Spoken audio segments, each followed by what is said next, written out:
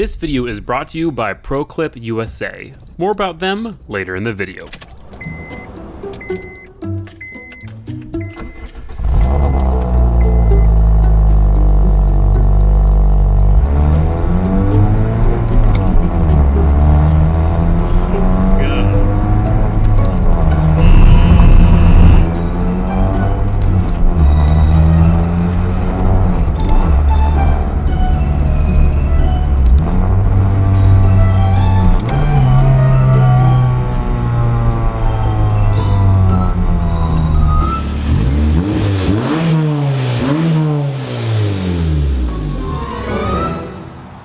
Did I ruin my daily driver?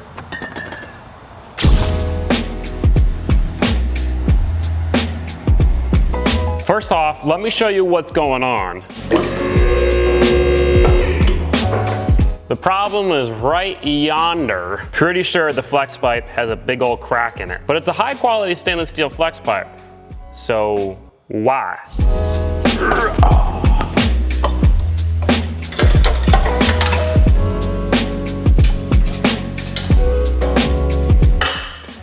Something tells me that ain't supposed to be like that. The reason why this happens, well, there's pretty much a perfect storm of variables that compounded to make this thing die. See, the Fit has stock motor mounts, which even at stock power level, very soft. I mean, in between gear shifts, when you're launching the car, you can see the engine move around quite a bit. What did we do? Well, we kept the stock motor mounts and we almost doubled the horsepower. And so of course, the motor flexed even more now. And a lot of you guys noticed on the dyno, the motor was dancing all around. But, you know, the stock flex pipe, the stock exhaust never had an issue. But see, the stock exhaust was a small exhaust that was mounted to the chassis with very soft exhaust hangers. That's because it was small, it didn't have to be tight around anything. Since this exhaust is almost double the diameter of the factory exhaust, and it was getting close to parts of the chassis, we had to use polyurethane exhaust hangers. And so the exhaust didn't move at all. The engine moved much more. There was more heat going through it too, because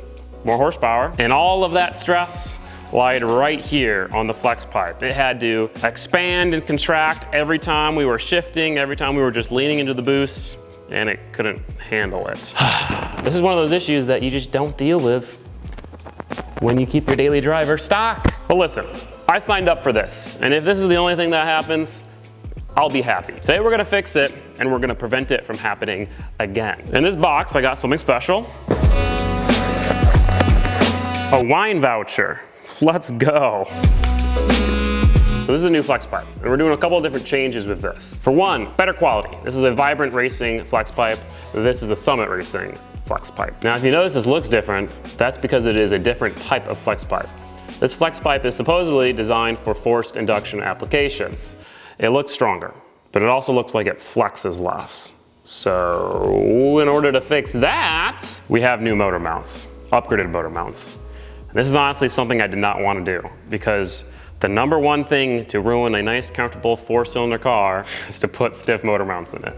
Because most 4-cylinders, they don't run very smoothly. It's just not a smooth engine. Whereas I literally have solid motor mounts in the drift truck, and it idles smoother than the factory mounts in the Fit. So like, one easy gang. But yeah, unfortunately, there's really nothing to do. My options were to either stop ripping on it, stop launching it, and keep the stock motor mounts, or upgrade the motor mounts. And so that's what I'm doing. First things first though, we are going to fix and change this exhaust.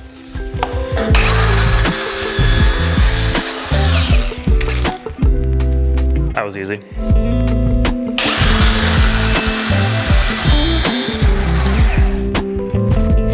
Bah! This is gonna be interesting.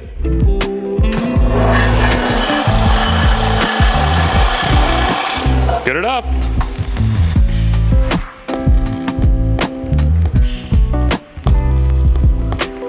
Now we gotta Jenga it back together. All right, so that's up there in the right spot. We can kinda fish this up here. Jellyfish. Jellyfish.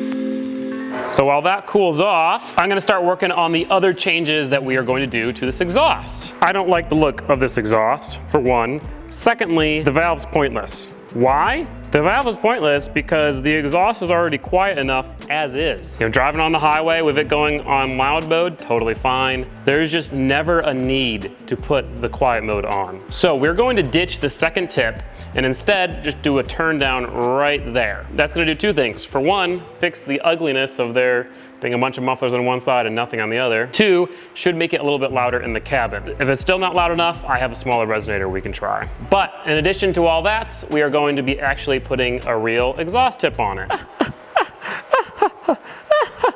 This came off the Honda Beat and I actually dig it. Is it rice? Maybe. But at least this car's actually turboed and stuff, you know? So we'll cut that off and go something like that. That should make it look a little bit more finished. Well, those were all loose.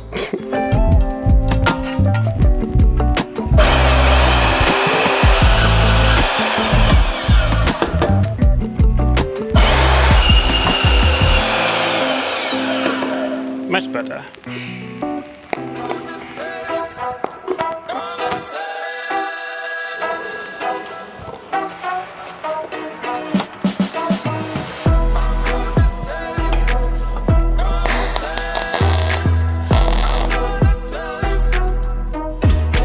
Well, there we go. The new exhaust. Before we put the new motor mounts in this thing, I do want to go ahead and start it. I just want to hear it. It sounded like a tractor for so long, I want to hear it like a car.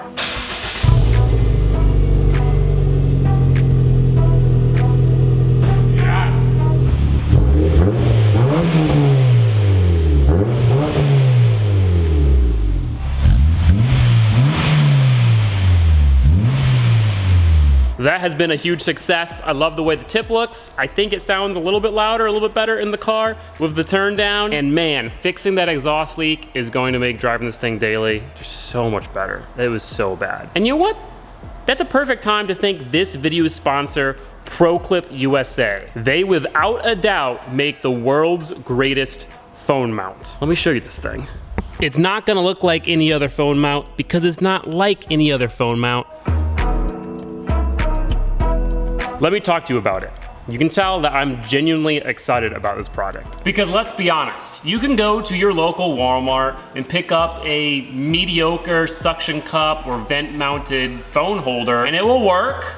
It will maybe charge your phone, it might open automatically, but it's gonna be flimsy and it's going to last like a year, especially in our daily drivers. Phone mounts are so important. It's something you don't think about, but after getting a nice one, it is life-changing. Why not spend just a little bit extra to get a really high quality piece? And that's where ProClip USA comes into play. ProClip USA specializes in high quality two-part phone mounts. Now the way the two-part system works is that for one, you have a base, and that base is vehicle specific. It's not suction cup mounted, it's not vent mounted, it's not cup holder mounted. It's designed to clip somewhere on your interior, whether that be the A-pillar like this one is, some are designed to clip into your dash, but it's made for your specific vehicle, so it fits perfectly and it's super sturdy. But it's easy to install.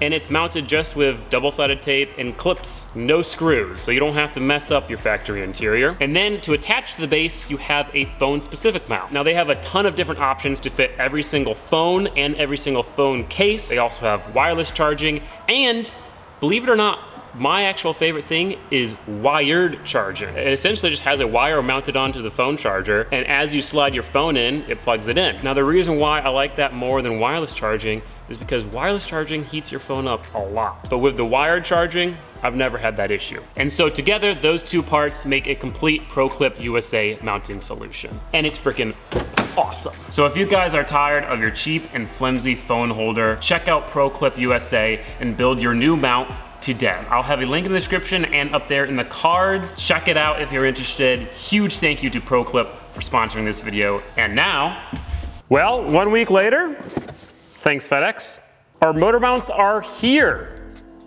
And let me just say, I can feel the vibrations just by looking at them. This shit's stiff, man. I'm just hoping for some reason they don't ride like crap. Maybe I'll get lucky, who knows? That doesn't happen very often. Now this kit comes with 3 motor mounts to replace. The passenger side one, which is right here, nice and easy to reach. The driver side one, which is under the battery right there, not so easy to reach. Probably not the hardest in the world, but I'm gonna have to take this area apart. And then the last one is on the bottom, back of the engine. To do that, I have to drop the subframe, probably remove the exhaust. Fun.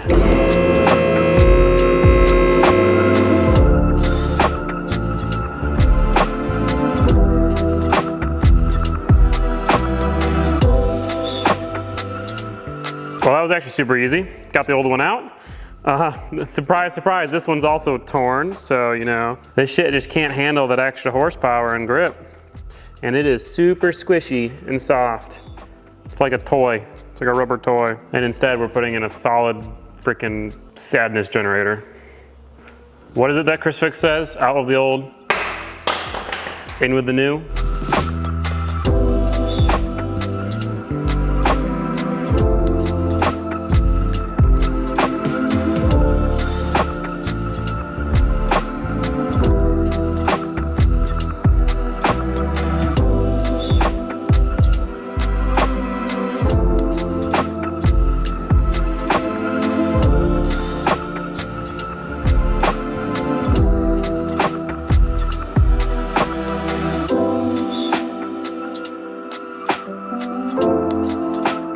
And just like that, all the motor mounts are installed. We have that one right over there, nice and shiny. You're not gonna really be able to see this one, but it is under there. And then the one on the subframe. That actually only took me an hour and a half, so that's nice. Now, how do they feel?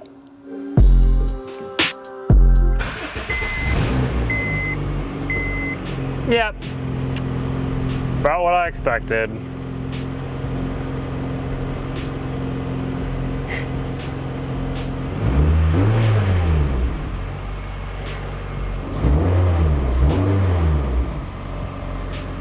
Maybe they'll break in, maybe they'll break in. You know, that's a thing, right? Bushings break in. It's not terrible. It could be worse.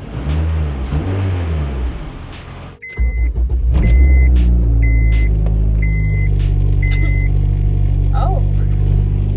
See how much these vibrate, bro.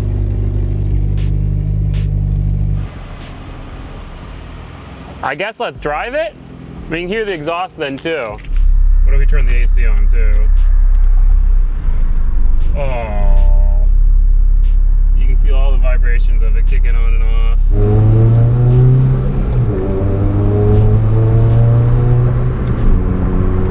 Crazy how much of a difference it makes just accelerating though. It does feel very nice. But now like, the vibration of the engine is louder than the exhaust. And keep in mind, these were the softest mounts that this company offered. The softest ones. But that's the problem about aftermarket motor mounts. You either are going from completely worthless stock, which has fallen apart, all 3 of the mounts within, you know, less than 1,000 miles, or to this, which is uncomfortable, ruins your daily driver.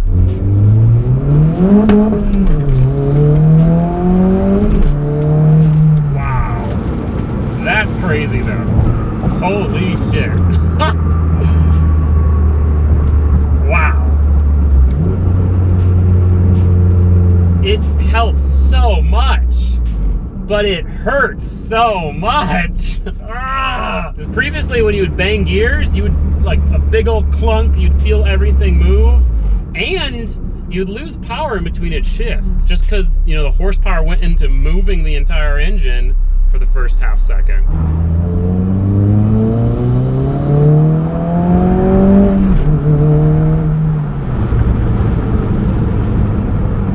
Yeah, the shifting's awesome.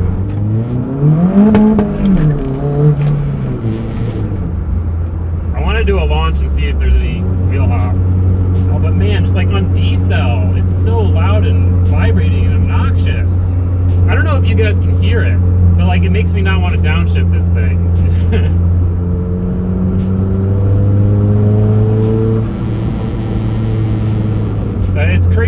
much it's helped like the drivability of it. It doesn't feel like it's like surging and stuff as you come on boost. You know, but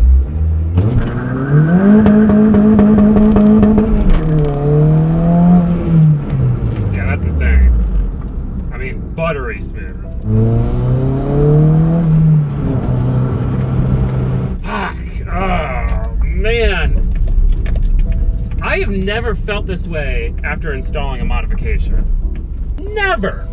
And there's been some things I install and I'm like, okay, there's some parts about it I don't like. But dude, like it has fixed all of my complaints about the drivability of this car. Like how it surged on power, how it wheel hopped, how it felt just like the engine was ratchet strapped to the chassis. Fixed all those things. Shifting's awesome, but it's also ruined it.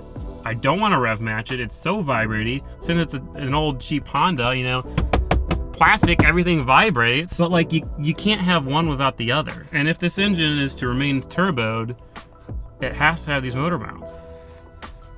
I know what all you guys are saying. You ruined your daily driver. You shouldn't have turboed it. Maybe you're right. I would say the exhaust sounds good, but I can't really hear it.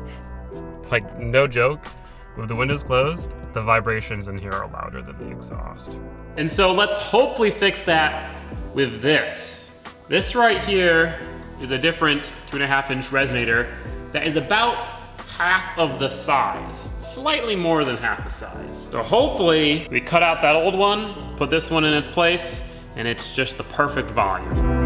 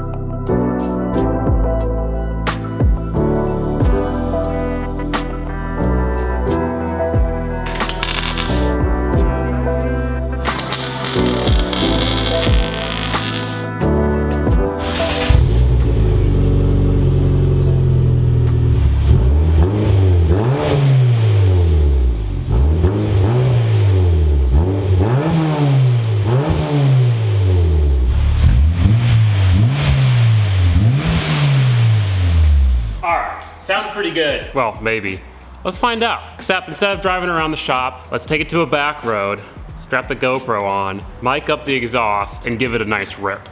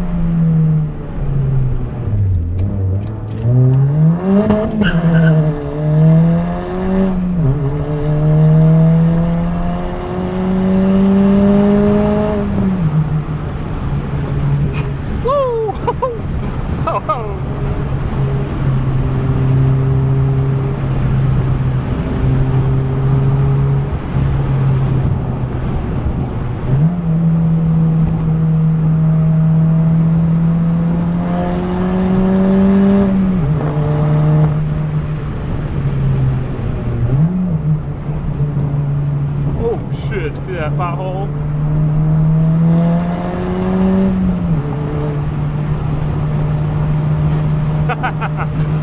Oh, that is a fun road. Man, the last time I ripped that, this car was in A. And it is much faster now. Also, not sure if you noticed, but I was banging it in the second gear, so it's full throttle, right?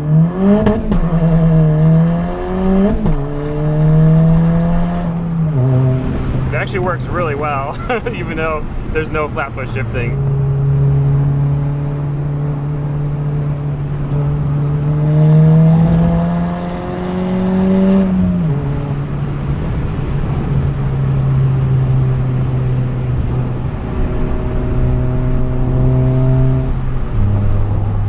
The exhaust is definitely quieter, and that kind of pisses me off. because that Resonator was both smaller in diameter and length, but I guess it's just a different brand, so it just changes it.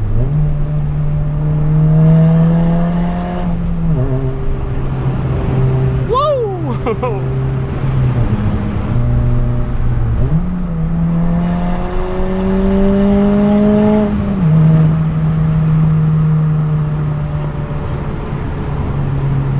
Oh man, it's got some grip too, honestly. Well, that was certainly fun. I will say the more I drive with the motor mounts, the more I get used to it, and you know, maybe it's not that bad, but it's definitely significantly more race car now.